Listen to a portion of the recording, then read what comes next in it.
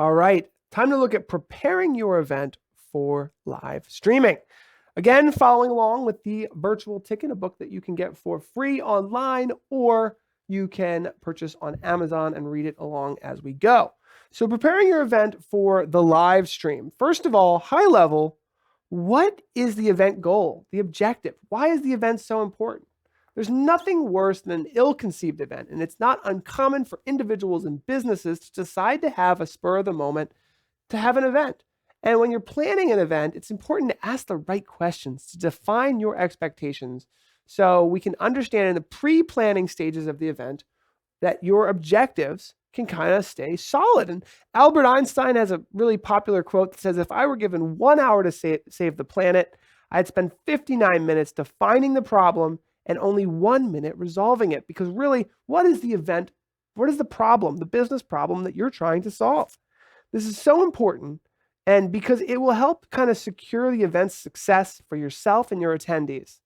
So we need to figure out, where is the event aiming to satisfy customers?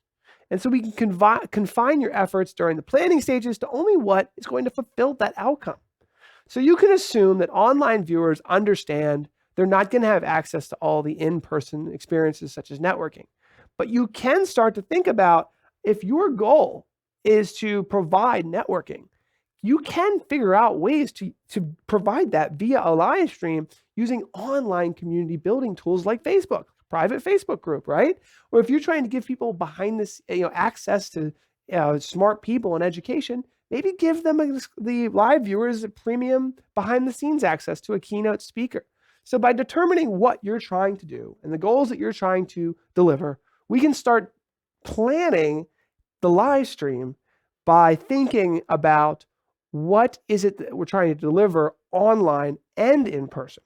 So to determine if the event is going to be successful business, ask the following questions. Who needs the event that you offer? Are there enough people to even justify holding the event? How many in-person attendees do you estimate versus virtual attendees? Do you have the means to reach these people? So maybe there's a lot of people that wanted it, but can you reach them and let them know? Do you have the capacity to hold such an event, and should you even have it? During the research for writing this book, I was really fixated on hosting an event in New York City where we can make the virtual ticket experience as close to the in-person experience as possible. And that's something that you're going to want to strive for. So as you're budgeting for your event, remember that everything has a cost, even if you use volunteers. So list out everything and all the costs and make sure it's feasible for you to add the live streaming equipment, the operators, and the processing for all of your ticketing. So here's an example for the StreamGeeks Summit. Just the audio visuals alone costed us $15,000. Now this is New York City. It's a very expensive place. I could have bought all of this live streaming gear for cheaper than that, but I also wanted to have the service of just having it done because our team was too small to do it all ourselves. So they had an audio system that was $3,000, a video system that was $2,000, a lighting system that was $4,000, and a live streaming system that was $5,000. So overall, we paid $14,950. Again, this is New York City, but budgeting. Do you have enough money to pull this off? And luckily, our virtual ticket sales, included, covered the cost of that, but still, it's worth thinking about. Also, sponsors and partners. So depending on the type of event that you have, it is possible to find organizations that are willing to put their name and money behind your event. This is very commonly a win-win for events and brands who are similar industries. So sponsors will likely want to hear about your event, and they're going to love that it's being live streamed online to larger audiences. So you can decide to live stream any portion of your event directly to a sponsor's social media page, such as Facebook or YouTube.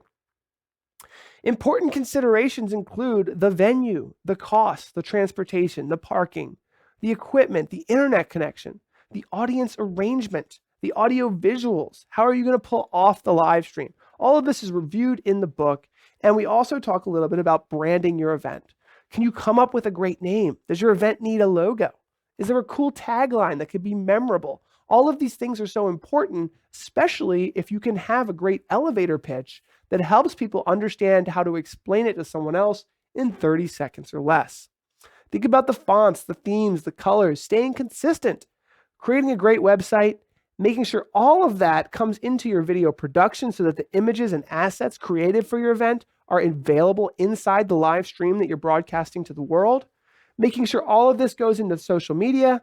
And then I even go into talking about creating a throwable microphone to boost engagement and have a great, exciting event. So those are just some of the things to think about when you're bringing the live stream to your event. Again, that whole presentation is available on Udemy, so you can take a look at that. And there you go. Some of the things to think about when bringing a live stream into your event, preparing your event to deliver a great live stream. Again, a lot more details in the book. You really need to read this to be able to have all this sink in, but it'll make a lot more sense once you do. If you have questions, let me know in the comments. I'm happy to answer them.